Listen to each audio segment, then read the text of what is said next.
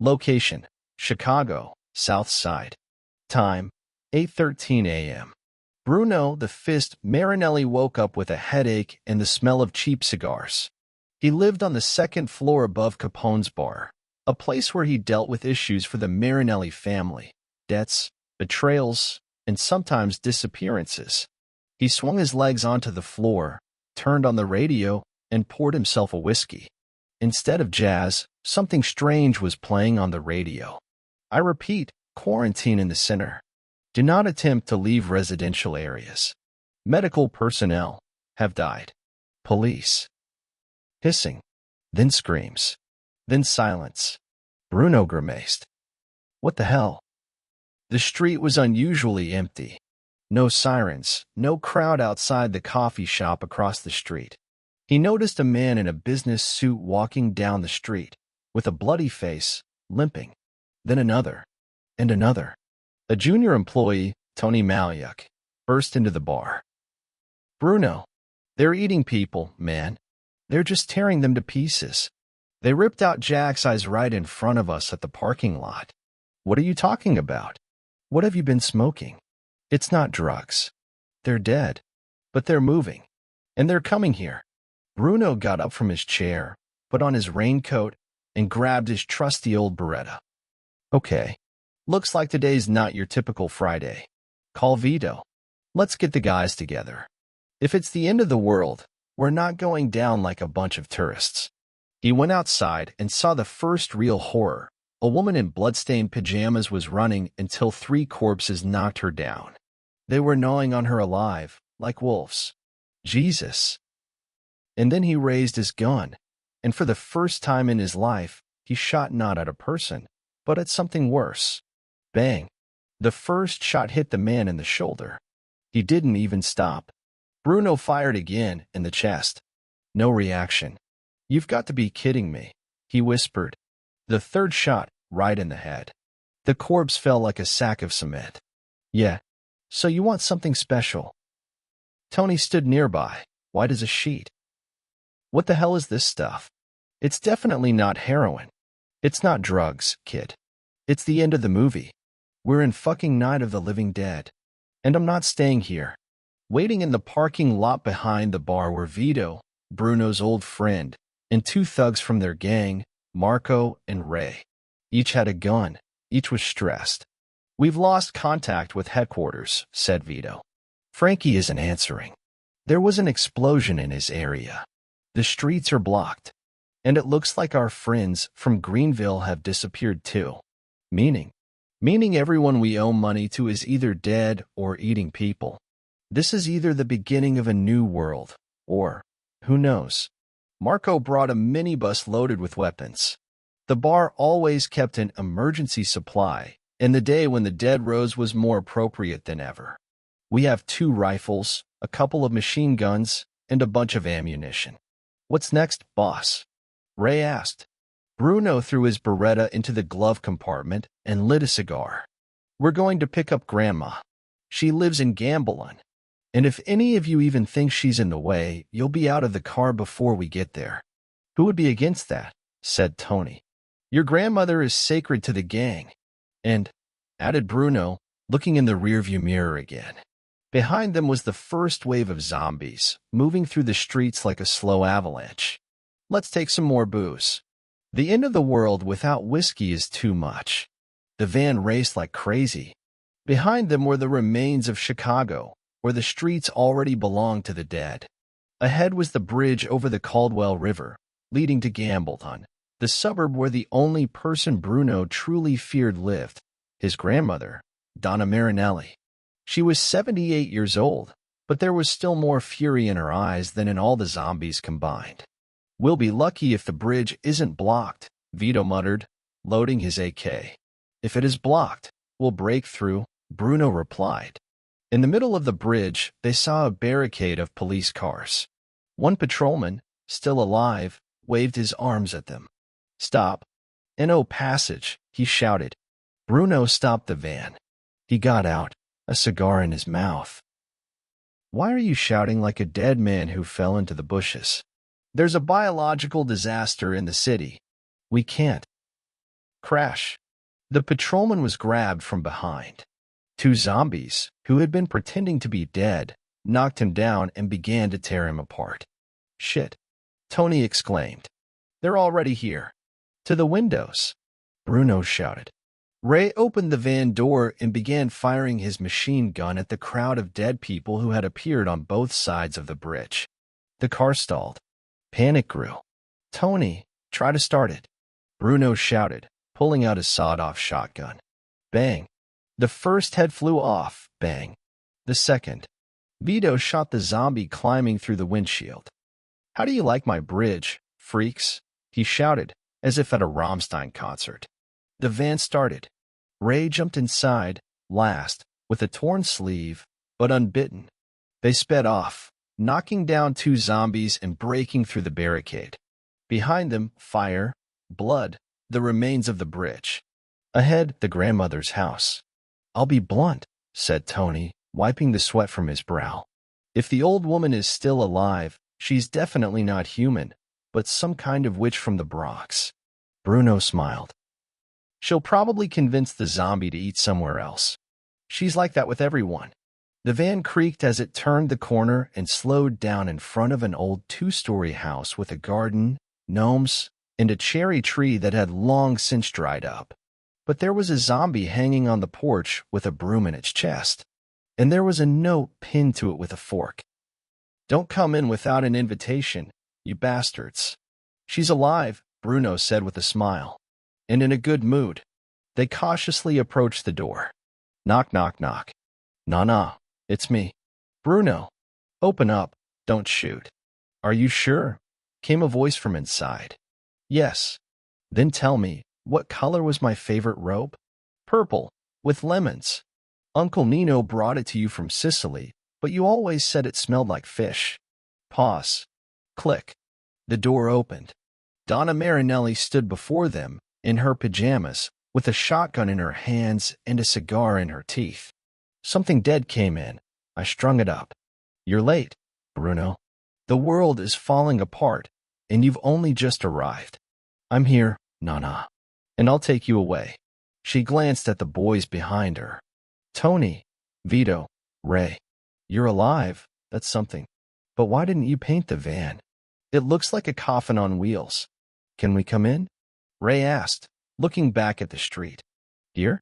Of course.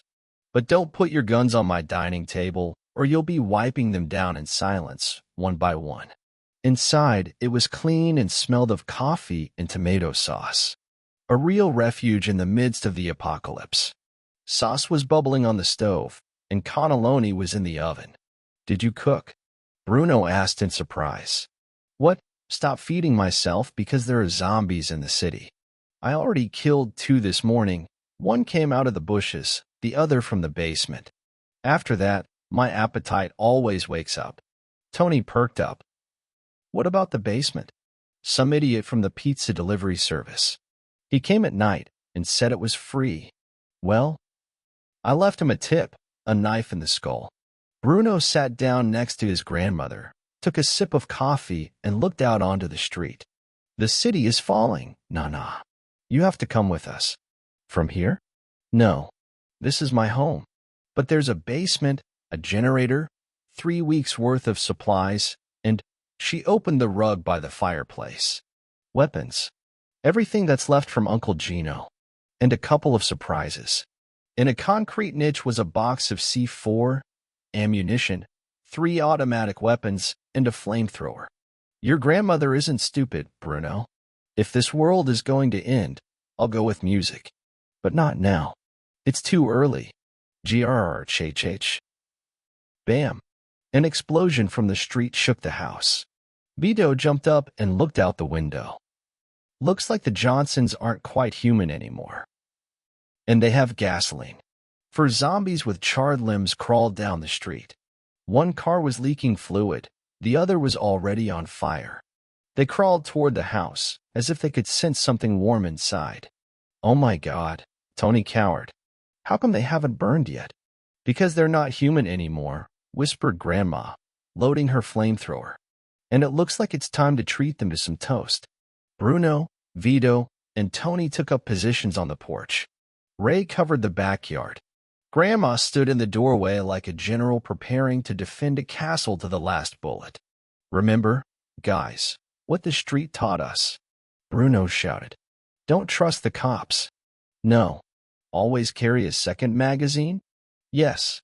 If you're cornered, strike first and strike hard." Bang, bang, bang. The guns fired like a symphony. Whoosh. The old woman pressed the lever of the flamethrower, and the yard instantly turned into a hellish grill zone. "Who wants zombie kebabs?" she shouted, as if at a party. When the last dead man fell, all that remained in front of their house was smoking meat, the smell of burnt bodies, and a charred sign that read, "The Johnson family welcomes you." Bruno checked the van, scratched, but intact. "Time to move on. We won't be able to hold out much longer." "Where to?" Ray asked. "To the bank," Bruno said. "There's money in the safe, gold, and something more important, a list of clients.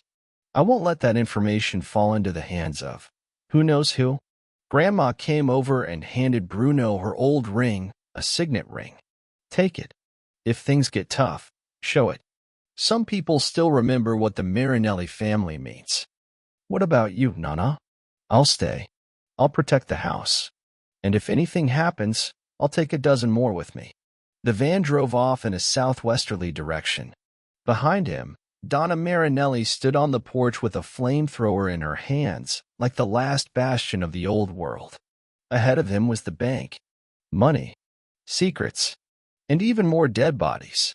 The van creaked as Bruno braked in front of a familiar building with white columns and armored doors. Once upon a time, this bank held the secrets of the mafia, collateral for drug trafficking, and gold bars that did not pass through official channels. But now it was just another building that the dead had not yet managed to destroy. "The door is locked," said Ray, checking the main entrance. "But the window on the bathroom side is slightly broken." "That's our style," muttered Vito. Entranced through the toilet. Tony crawled in first. It was quiet inside. Very quiet. Too quiet. Bruno sensed it immediately. The silence smelled not of peace, but of a trap. Everyone wore masks. "And don't shout. If there's anyone here, we don't want to disturb them while they're eating." They passed the offices, the lobby, the reception desk. And there it was, the safe. It contained more than just cash. Most importantly, there was a black notebook, a list of debtors, owners of hidden assets, compromising information. In the hands of the survivor, it could mean power. "Here it is." Bruno pulled out the notebook. "Still here. Where are all the zombies?" Ray whispered. "This is the city center. There should be hundreds of them." Crunch. The silence was broken. From the depths of the bank came the sound of chains and heavy breathing. Tony listened intently. "It's not just zombies." He emerged from behind the wall. He was huge, bulging like a bodybuilder, with remnants of a police uniform and metal spikes sticking out of his body. His eyes were dead. His skin was rotting. But his movements were incredibly fast. "So now you have mutants too?" Bruno fired. The first shot hit him in the head. The mutant flinched and ran. "Take cover," Vito shouted. Boom. The creature crashed into the wall. It was strong. Abnormally strong. "This isn't a street game anymore, Bruno." Ray threw a grenade. It exploded at the monster's feet. A piece of flesh was torn off, but it got up. "What the fuck is this? Resident Evil?" Tony cursed. An angry Bruno threw Vito's notebook. "Get out of here. I'll stop this creature." "Are you crazy? This is my bank. My rules." He jumped out of cover and ran between the columns, leading the mutant behind him. It chased him like a tank. Bruno led it to the emergency hatch in the ceiling, took a grenade with a pin out of his pocket, and smiled. "You're taking out an unsecured loan, my friend." He threw the grenade into the hatch, and the ceiling fell on the monster. The concrete slab crushed it. The explosion threw Bruno back, but he survived. "Still alive," he whispered, lying on the floor. "And still in debt." The van sped through the streets again, with the black notebook in the trunk, wounded Bruno with bandaged ribs in the passenger seat, and nervous Vito behind the wheel. "You could have died there," Vito muttered. "And for what?" "Some pieces of paper." "It's not pieces of paper," Bruno replied hoarsely. "It's influence. It's a map of everyone who thought they were safe. And now they're not. And if we survive, I'll start with those who abandoned us first." "You're still playing Mafia while the world is burning?" "I'm not playing. I'm building, Vito. On the ashes of the old, there will be a new street, a new family. No corrupt cops, no betrayals, no drugs for children. But with one rule, you're either with us or against us." Smoke on the horizon. Gibson's factories, old warehouses where the Marinellis once stored illegal cargo.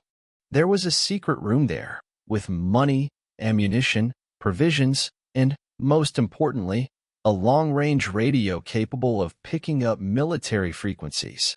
"Are we going to hide there?" Tony asked. "No. We'll use it to get in touch. If anyone else is still holding out, I need to know." But when they pulled up, the first thing they heard was gunfire. Bang, bang, bang. "Is anyone there yet?" Ray pulled out his machine gun. "Are they ours?" "No. It's Velasquez." Bruno's face turned cold. "The Colombians?" Vito clenched his teeth. "They disappeared this morning, and now they're here. And they want to build something of their own. Without us." Bruno slipped out of the van, despite his injuries. He moved in the shadows like a hunter. In his pocket, he had a smoke grenade, a pistol, and the anger that had been boiling in his blood for a long time. He crept up to the cargo entrance, where two men in bulletproof vests and with automatic weapons were standing guard. The Colombians were holding the warehouse. "What do we do?" Tony whispered from behind him. "We take back what's ours. No trial. No talk." Bang, bang. 2 shots, and the guards fell. Exit through the smoke. Bruno threw a smoke bomb inside. The team stormed into the warehouse. Fire. Metal. Screams. Explosion. The factory was back in their hands. 5 Colombians lay on the floor. One was alive, wounded, praying in Spanish. "Tell Velasquez. Bruno Marinelli is back." Bruno bent down, wiped the blood from his face, and whispered, "And tell him that the new world will not forgive old sins." Vito secured the front door with chains, while Tony searched the body of one of the dead Colombians. They have canned food, ammunition, first aid kits, even maps of local bunkers. They were preparing. "They don't control anything," said Bruno. "They're just people who think they're still playing by the old rules. But now there's only one law: survival." On the table in the center of the room was an old Harris Army radio connected to a gasoline generator. Tony turned it on. At first, there was only noise. And then, repeating, "This is Granite, 3 base. There are survivors. Coordinates. 41.734, minus 88.225. Over." Everyone froze. "That's in Illinois, near the former National Guard," Ray said, staring at the map.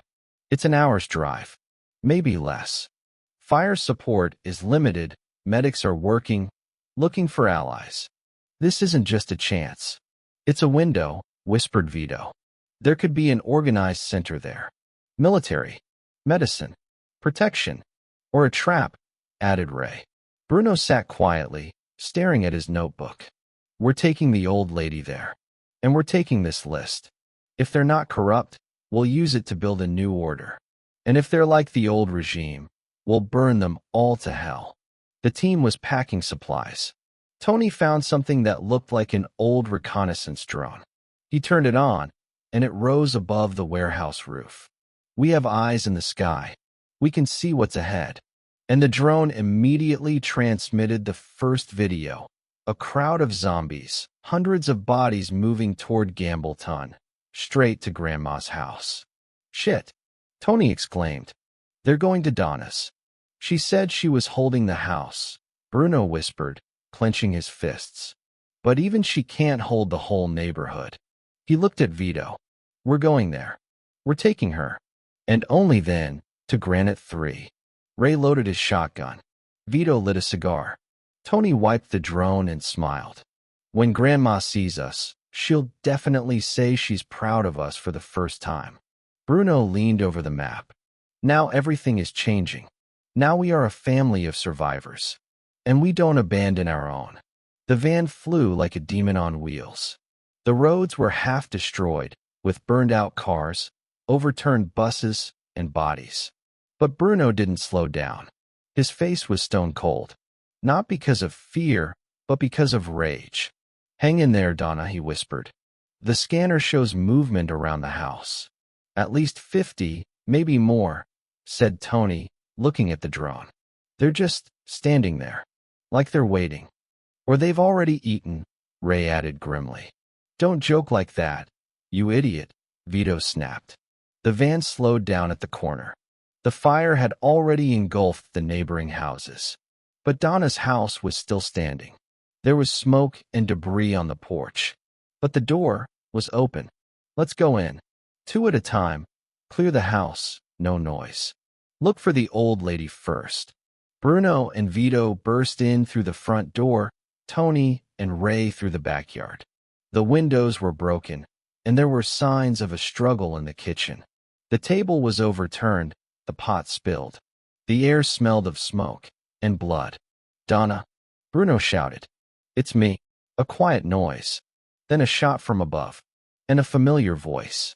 "Ignore the zombies. At least they don't argue about politics." Everyone smiled. Donna was alive. They found her on the second floor, her arm bandaged, next to 2 dead zombies, a Molotov cocktail in her hand, and a smoking shotgun. "You're a little late," she muttered. "But better late than in a coffin." "We're taking you with us," said Bruno. "I'm already packed. Canned food in my backpack, blood pressure pills in my pocket. Where's my flamethrower?" "Downstairs. At the entrance." As always, they made it out onto the street. But the zombies sensed movement. The crowd surged forward. The van was far away. They had to either fight or find another way. Bruno pointed to a neighboring house with a roof connected to the garages. "To the roof. Across it to Ridge Street. We'll go around there." They made their way across the roofs until the burning neighborhood was behind them. The zombies below them burned, screamed, broke, and fell. One rushed at the ladder, and Donna shot him right in the eye. "Who said old people don't have strength in their hands?" she whispered, panting. Finally, the van. They jumped in, the doors closed, and the engine roared. "She's with us," said Bruno. "What next?" asked Tony. "Next. Granite. 3 base." Bruno glanced in the mirror. "And if they really want to build something new, we'll help them. If not, we'll take everything ourselves." The van stopped in front of a fortified checkpoint surrounded by concrete slabs, barbed wire, and machine gun towers. A voice rang out from inside. "Identify yourselves or turn around. My name is Bruno Marinelli. We have wounded people, an elderly person, and information that could change everything. If you are really military personnel, open up." A short pause. "Stay where you are." After checking their personal belongings, weapons, and faces, the group was allowed into the territory. Everything looked different here. Organized tents, soldiers with machine guns, doctors, electricity, even a field kitchen from which the smell of real food wafted. "This is alive," Tony whispered. "It's a chance," Ray added. The base commander, Captain Lawson, a thin man with the face of someone who hadn't slept in 2 days, received them in the headquarters container. "What's this list?" he asked, looking at the black notebook. "The old world. Old debts. People who used to rule half of Chicago. Some of them could turn the base into their own kingdom right now. I came to warn you." "And what do you want?" Lawson narrowed his eyes. "We don't want power. We want to be part of something meaningful." "Are you really building a new world?" "Prove it. Give us a place where we can live, not just survive." Lawson looked at the wounded Bruno, the old grandmother Donna with a shotgun and a bloodstain on her pajamas, and the rest with tired but angry eyes. "Fine. You stay. But the rules are the same for everyone. No mafia, no debts, no old game. Bruno nodded. The old game is dead. We're almost dead too. Let's start with a clean slate. They settled into a separate box.